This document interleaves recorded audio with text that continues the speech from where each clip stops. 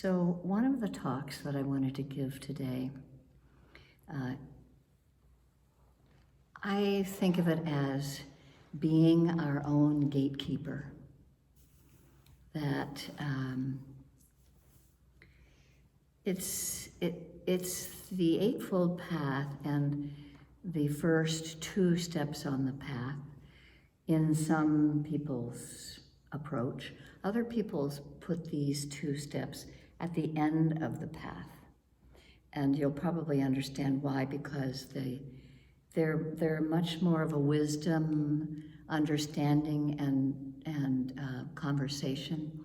Some of the ones in the middle, like right speech, right action, right livelihood, we're used to more. But having mindfulness of the skillful understanding or the right view is an important opening to understanding the practice. I was having a conversation with myself at the breakfast table, satisfied from having a bowl of wonton soup that I made, and I was having it left over the next day. And I immediately started noticing grasping that was happening, craving, like what I wanted next. Some crackers, peanut butter or cheese. Noticing craving and noticing desire. Looking at the root of craving, understanding the Four Noble Truths, the very first truth about that there is suffering, and the suffering occurs because of craving. So I was just noticing, oh yeah, I'm eating the soup and I want crackers. I'm eating the crackers and I want cheese or peanut butter on the crackers. And then I'm looking at my dog, Raja, and I'm thinking, what does he get to eat? He gets this dog food in a play toy, or dog food in a bauble that he has to tip over, or he gets soft dog food that I put in a Kong. He doesn't have any variety whatsoever. He eats the same food 3 times a day, or however often I feed him. And then, of course, he has craving to have more. As soon as I give him his little Kong and he tips it over and he eats all the food out of it, he's sitting over on a rug, looking intently at me, hoping to have more food. This idea of craving, or maybe he wants to go for a walk, or maybe he wants me to play with him.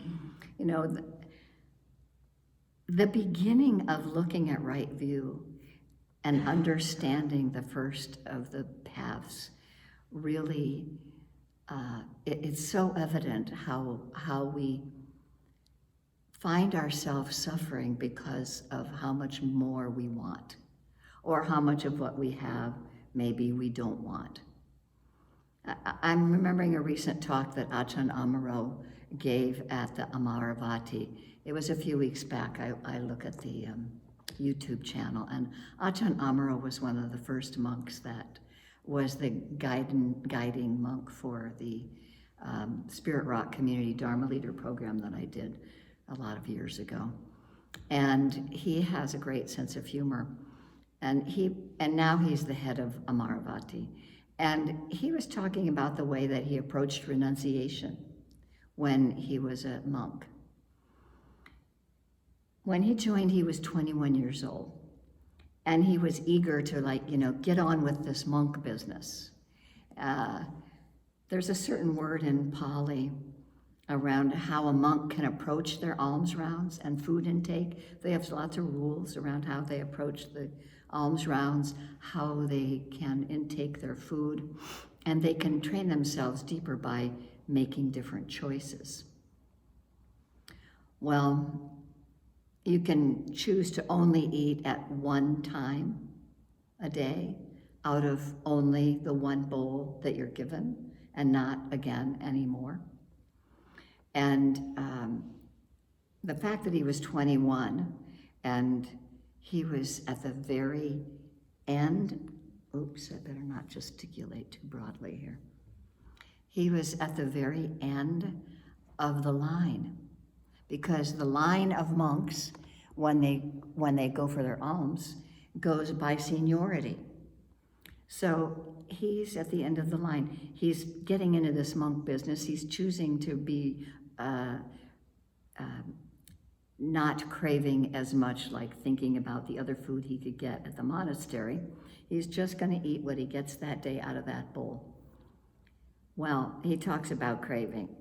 And after a while, well, the village that they were in was actually a really prosperous village, because they had been taught to farm. And so they had all kinds of good foods that they offered the monks. And he could see what was ahead. So he would see, he gets closer and closer, and he sees these beautiful vegetables and other good food, rice and things that are put in the monks' bowls. And then he could get close enough in the line to be able to see that there were only 5 ears of corn left to be given out. So by the time, and he had to count how far back he was in line. And so he's chuckling because there's this craving to get that good food, and because of his place in line, they're going to run out of the good food that he thought he was going to be able to get. And, that constant craving that occurs in the mind is really worth looking at, that we have this desire to be away from the present moment. So this constant craving that occurs, we can see so directly the suffering that happens in our hearts and in our minds. And we continue practicing mindfulness to see really where to let it go. Letting go of unskillful and continuing training the mind. When we don't, it just runs all over the place. Like my dog, when he's looking for bits of food, I toss him out into the room and I tell him to go find it. And he has to go to different parts of the room to find the food. And, he just runs all over the place. Well, that's the way the mind does. Running here and running there and try to find our little bits of dog food, really. Well, my mind is just like everybody else's. And it runs here and there and it grasps after what it wants to satisfy the next craving.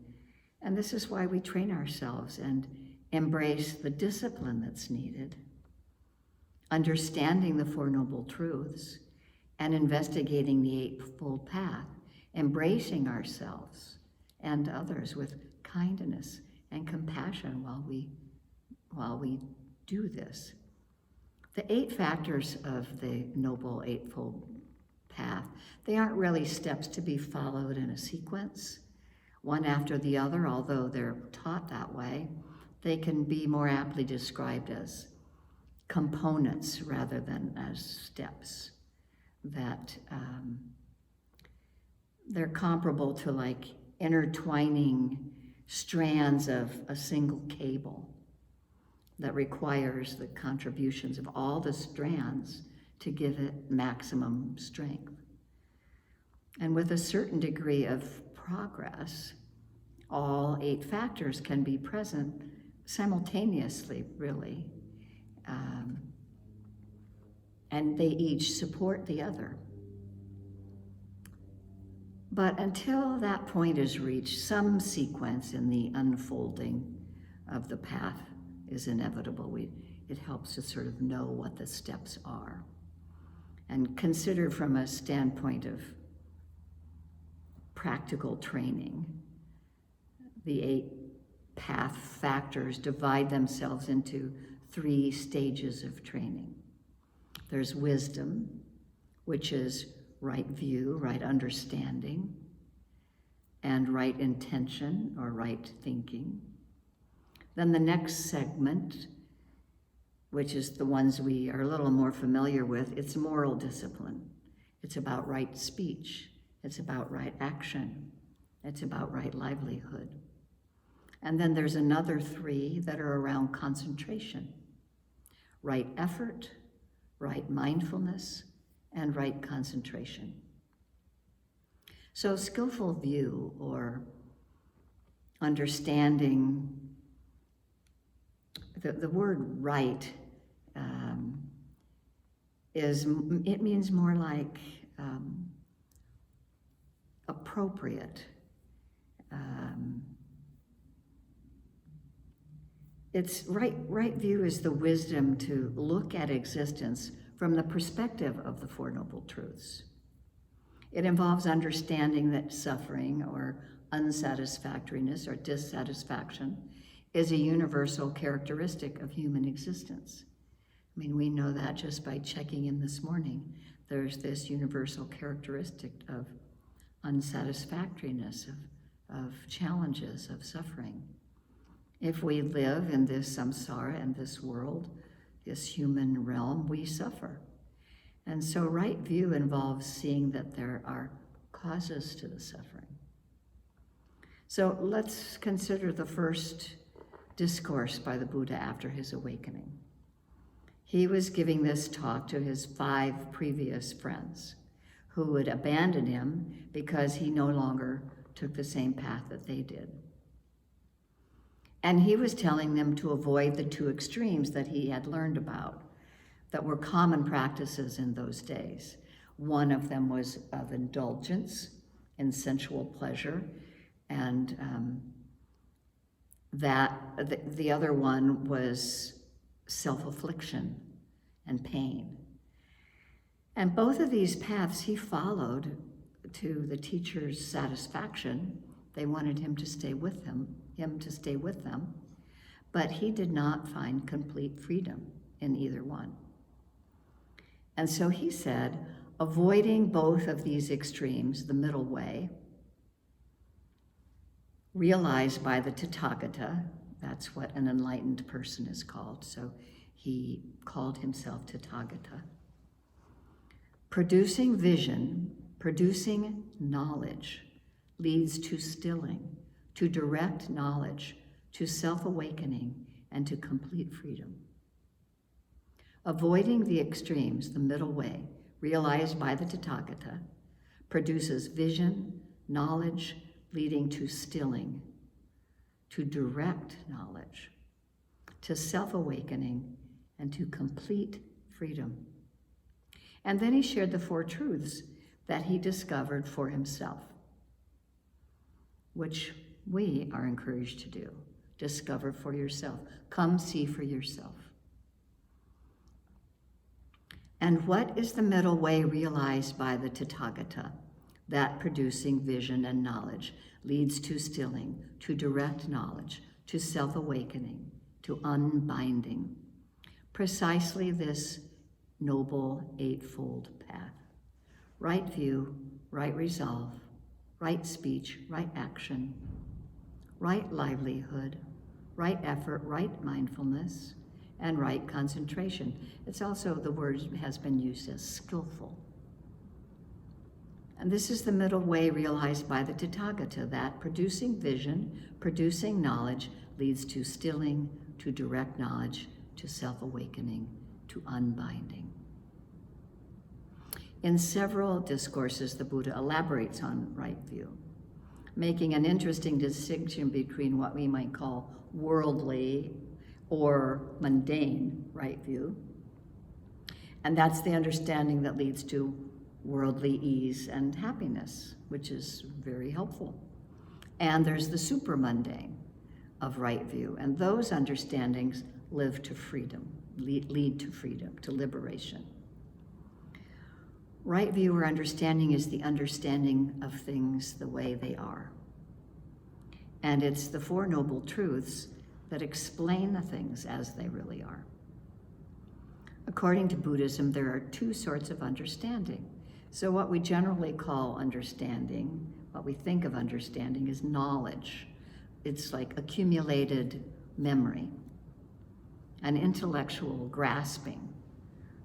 of a subject according to certain data that were given. And that's called knowing accordingly. The Pali word is anubuddha. And it's not very deep. The real dharmic understanding or penetration is called pati veda. And it's seeing a thing in its true nature. Without the name and without the labeling, it's seeing it in its true nature, being really present. And it's possible when the mind is free from all the impurities of greed and hatred and delusion, and it's fully developed through meditation. Right understanding, therefore, is ultimately reduced to the understanding of the Four Noble Truths. We can understand, quote, right, in terms of understanding the Noble Truths.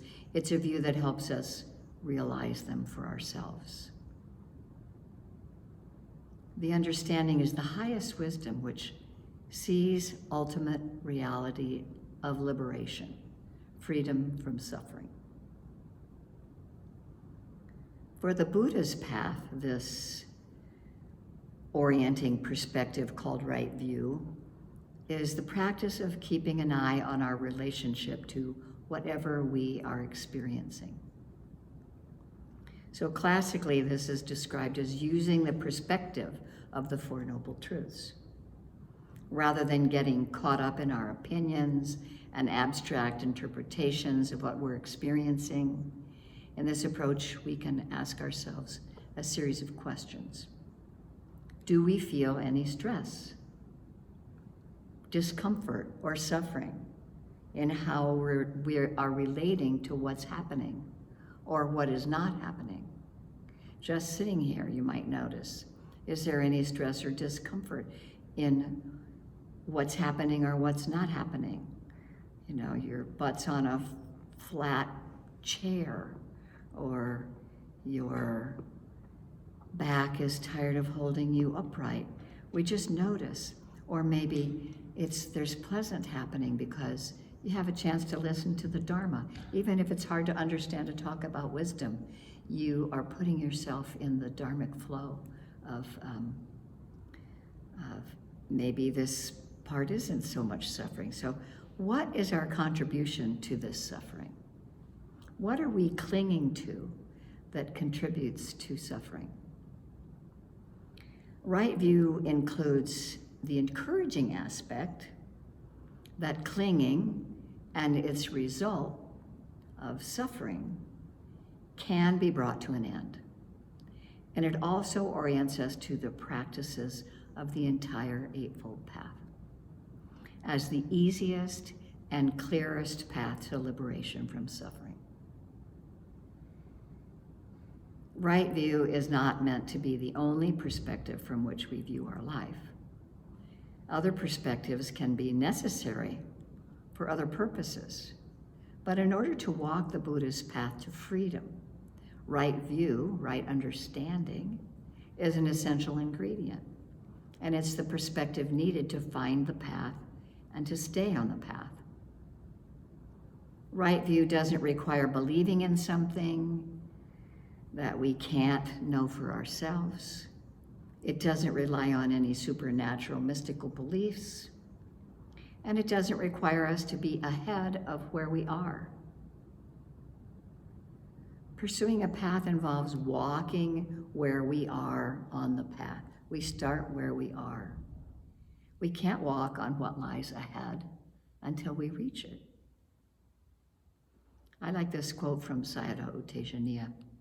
When the mind judges or has a preference for an experience to be better, then it will automatically develop a reaction if the opposite happens. So right view is to have no preferences. For example, sound is just sound. This happened to me last night as I was driving home in the rain. Well, I was going to tell you more about it later, but my car brake indicator said I needed to release the brake. And the brake was released. I didn't feel any pulling on the wheels, and it was raining, and I was trying to get home from Beaverton, and of course I had all kinds of agitation in my mind. But so this beeping starts with the handbrake, and I pull over to the side, I pull it up, I look in the manual to see how to turn it off. You can pull it up really suddenly and then push it down really fast, and that's supposed to make it turn off. It didn't turn off. It wasn't pulling. I knew the brake wasn't engaged, but the signal was up there on my dashboard that said, release your parking brake. And after driving, as soon as I started driving, then this beep, beep, beep, beep, beep started going. My entire drive home, the beep was beeping for me to release the brake. And of course I had this negative reaction at first, but very quickly, once you have this sort of familiarity about, oh yeah, the Four Noble Truths, let's look at this and have some right view and right understanding about it, and don't have a reaction about it, and don't have a preference about it, and just have it be sound as sound. It's just nature. Everything that is coming to us is just naturally coming to us the way it is. So let's remember that these wisdom factors, I'm going to talk about the second one this afternoon, but of the Eightfold Path are right view and right intention. And, some people put them last in sequence because it takes some real paying attention to. But in many views, it's seen as first because really understanding the Four Noble Truths, that suffering occurs, that it happens because of clinging and craving, and that it can be relieved, and there's a way to relieve it. So these understandings of the Four Noble Truths and the Eightfold Path are at the beginning, so that we can really train ourselves to know how to be with a situation clearly using mindfulness and awareness. There's a quote from Bhante Gunaratana. We have to cleanse this luminous mind, to let it shine without any impurities blocking its brightness. Wisdom cultivated through mindfulness burns away the obstructions of greed, hatred, and delusion. The more we remove them, the more the mind becomes comfortable, happy, and radiant. Mindfulness also keeps impurities from arising. Therefore, the deeply hidden secret of happiness is this truth. Happiness comes from within our minds through the use of mindfulness to clear away greed, hatred, and delusion. The secret of happiness is revealed as the layers of impurities are peeled off through wisdom. I'm going to read this again. We have to cleanse this luminous mind to let it shine without impurities blocking its brightness. Wisdom is cultivated through mindfulness. Wisdom cultivated through mindfulness burns away the obstruction of greed, hatred, and delusion. The more we remove them, the more the mind becomes comfortable, happy, and radiant. Mindfulness also keeps impurities from arising. Therefore, the deep hidden secret of happiness is this truth. Happiness comes from within our own minds through the use of mindfulness to clear away greed, hatred, and delusion. The secret of happiness is revealed as the layers of impurities are peeled off through wisdom. Bhante says, practicing mindfulness makes quarreling with the world seem ridiculous. Practicing mindfulness makes quarreling with the world seem ridiculous. We don't have to cut off our hand when it does something wrong. Similarly, it is silly to cut ourselves off from people who do things differently from us.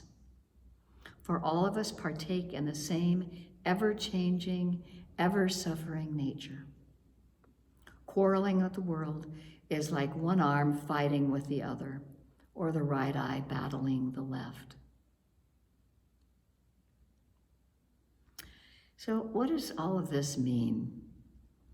All of these specific declarations rest on the framework of understanding the law of karma, the understanding that the only things that truly belong to us are our actions and their results. And according to the law of karma, the results of our actions follow us like a shadow. When we integrate this realization into our lives, we pay more attention to our choices and actions and to where they are leading. Another important part of right view and right understanding is generosity.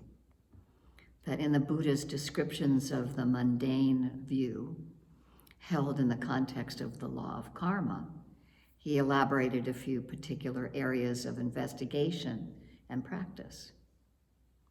The first statement, there is what is given and what is offered and what is sacrificed. It refers to the moral and the karmic significance of generosity. Acts of giving have power. And the Buddha emphasized this in his well-known teaching that maybe you've heard before, where he said that if we knew as he did the fruits of giving, we wouldn't let a single meal pass without sharing. A question for us then is how in our fast-paced, individualistic culture can we actually make generosity a practice? One of the ways that Joseph mentions in his book on mindfulness, The Practical Guide to Awakening, he mentions acting on each of those moments of generous impulse. I try to act on it at appropriate times, rather than letting it go or letting it simply pass. You actually really act generously at the time of the impulse, if you can, without second guessing about whether you should do it or not. Acts of generosity bring obvious benefit to the recipients, but they also bring benefit to ourselves. Not only in the moment, but also when these wholesome karmic actions bear fruit. Every time we give, we're strengthening associated factors of metta, of giving, and it's also of renunciation. You're giving, when you're giving, you're also letting go in those moments. So we have friendly, loving feelings toward the recipient at the same time we're letting go. And if we consciously reflect on the whole process, then the practice of generosity also fosters that growth of wisdom. It comes to our mind and it feeds these seeds of wisdom to see clearly. And so if we talk about motivation and their consequences, there are other phases of the description of the mundane right view. It's a long and complicated subject for many Dharma talks. So I'm just going to mention that there's no way to really overestimate the importance of the teachings on the fruit and the results of good and bad actions. That our actions bring results. That we are their heirs. We are owners of our actions. Putting this understanding into practice enables us to engage creatively with our lives. Knowing that our choices, and more precisely our motivations, shape our lives. that's how our life unfolds. And we begin to take much greater sense of responsibility, really, for what we do, knowing that it has consequences both in the moment and also for the future. We can remember that in any action that comes from the mind that's under the influence of the greed or hatred or delusion leads to suffering, and it's unskillful.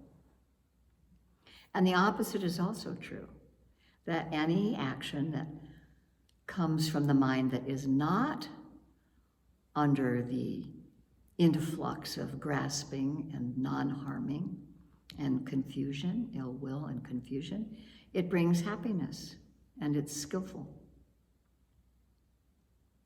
So the rest of the example that I was going to mention about my drive in the rain last night with my brake, the beginning of the story was I had to drive to Portland, and it was Friday night, 5 o'clock rush hour. I had to drive to Beaverton from Portland.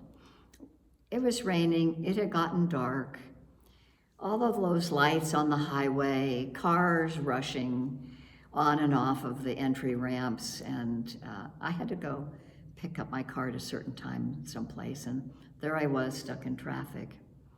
And you know what happens, the mind is immediately filled with dissatisfaction and complaining and ill will, and I don't curse too much anymore, but I was definitely having a hard time adjusting to getting into rush hour traffic and then waiting and getting in the right lane before the turn off and all of that stuff. And after a little while, mindfulness started to kick in, because I was able to see this really constricted mind state that I had while I was driving. I was anxious and unhappy. I was pissed off. And so instead, I started changing and producing skillful thoughts. I started letting go of those unskillful thoughts that were causing me so much contraction in my mind and in my body. And I just began trying to come up with some more skillful thoughts. I started wishing kindness for all the drivers on the road. I started looking at each of the cars and hoping that they got to their destination safely. And I started thinking about compassion for each of the people in those cars having their own life of suffering and wanting to get where they were going, and probably being equally as agitated in the driving of rush hour traffic that they probably have to do every day. And so the mind, as I began accessing these skillful thoughts,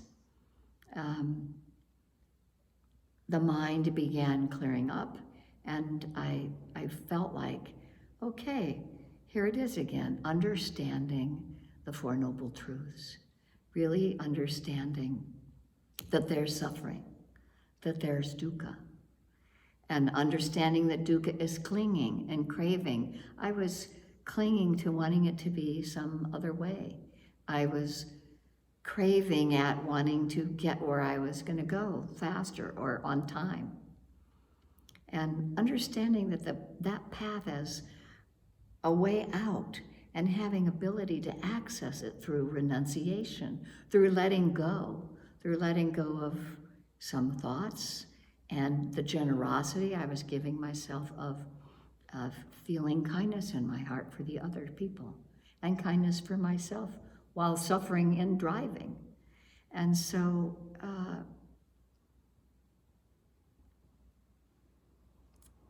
substituting those thoughts with kind and skillful ones have an effect on my present.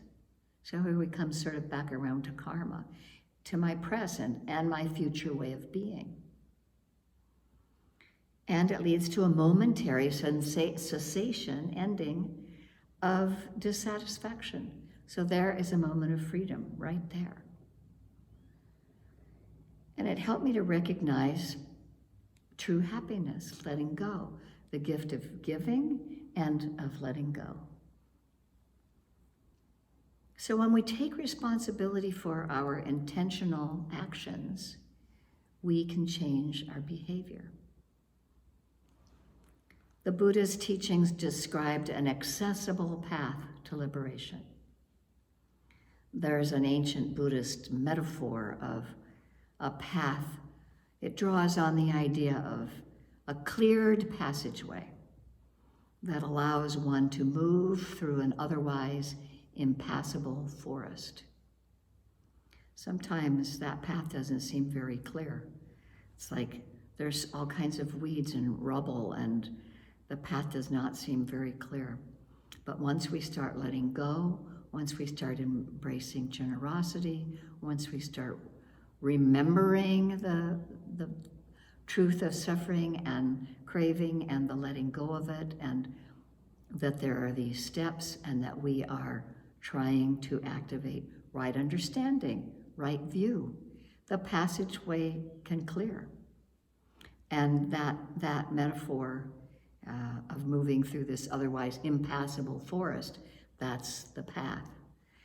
Just as a person brings their entire body along when walking on a path in the forest, also a spiritual practitioner enters the Buddhist path by engaging all aspects of who we are. Yet, while a physical path exists, whether we walk on it or not, the Buddhist path exists only in our engagement with it. We create the path with the activities of our minds and of our hearts and of our bodies. Teachings about the Buddhist path are simply maps that indicate how we can create the path as we go. In one version of this path metaphor, the Buddha likens the spiritual liberation to long forgotten, overgrown city deep in the forest.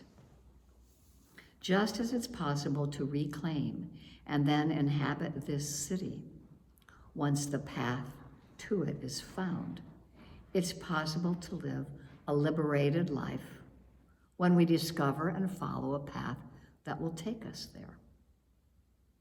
Building on the metaphor of the forest path, the Buddha compared the forest's dense undergrowth to the many mental and emotional obstacles that limit our freedom. We each have our own inner wilderness and its dangers and its challenges, but we also have within us what it takes to free ourselves of these dangers. Because both the path and the obstacles are found within us, the Buddhist path requires us to take responsibility for our thoughts, our attitudes, and our actions. And it builds on the principle that we can move toward liberation by disengaging from perspectives and behaviors that weigh us down, and by replacing them with behaviors that lighten us and support us as we proceed.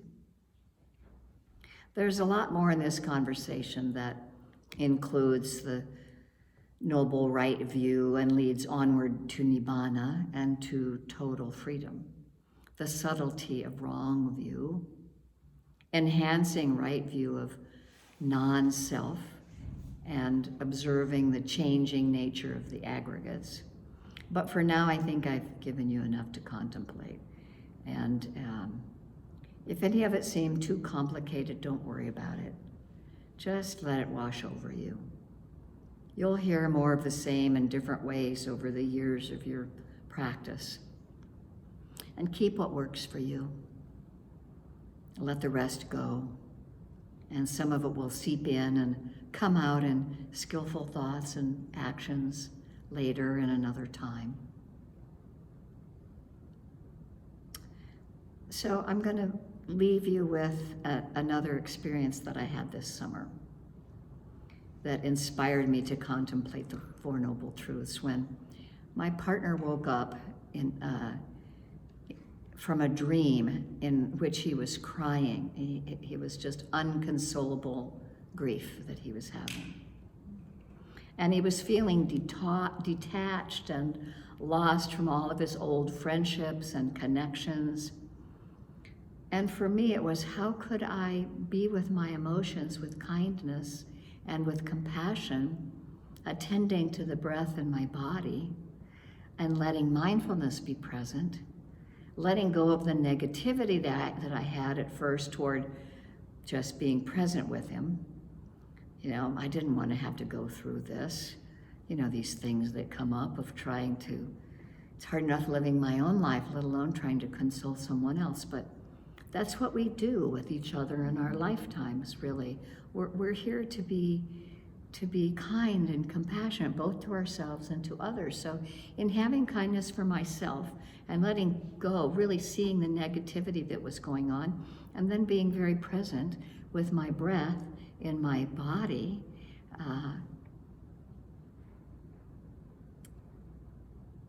that allowed me to be present with him.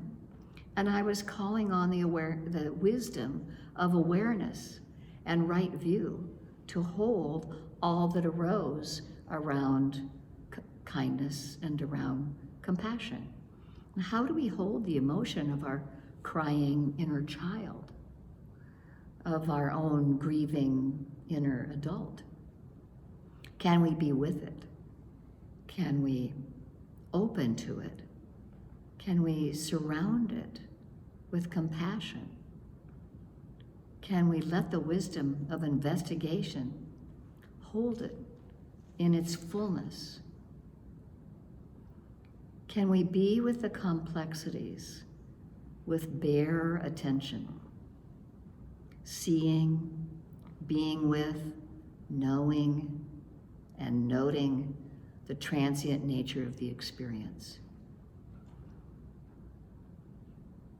I find for myself that it's been a long, slow emergence from the pandemic, and I think I've noticed that in a lot of other people. And, all through this time and over this last year, as we have come back to relating more to each other, we have to cradle our weaknesses and nurture our strengths. Looking to nature. Just looking out the window, walking down the street, or going into the forest. We can use this forest metaphor of how clearly can we see the path, but really just stepping into nature. It goes along with that path metaphor that we take up this inner journey. One of U Tejaniya's quotes says, "Right view is the idea that mental and bodily processes are nature. They have their own nature, and they're showing that nature to us. That's something to learn from. If we can tap into this truth, then we won't struggle so much. We won't be buying into the story, why is this happening to me?" So let's sit for a little while and let these words settle down. Could you read that quote again? The quote is, "Right view is the idea that mental and bodily processes are nature. They have their own nature, and they're showing that nature to us. That's something to learn from. If we can tap into this truth, then we won't struggle so much. We won't be buying into the story, why is this happening to me?" So let's sit for a few minutes and let all of those words settle down.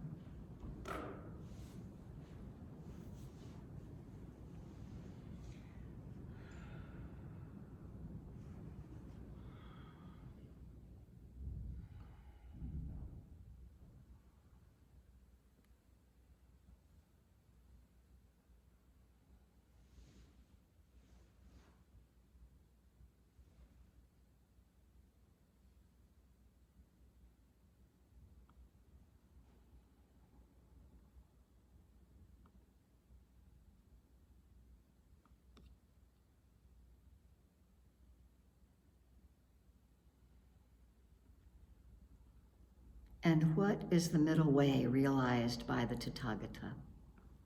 That producing vision and knowledge leads to stilling, to direct knowledge, to self-awakening, to unbinding. Precisely this Noble Eightfold Path, right view, right resolve, right speech, right action, right livelihood, right effort, right mindfulness, right concentration. This is the middle way, the middle way realized by the Tathagata, that producing vision, producing knowledge, leads to stillness, to direct knowledge, to self-awakening, to unbinding.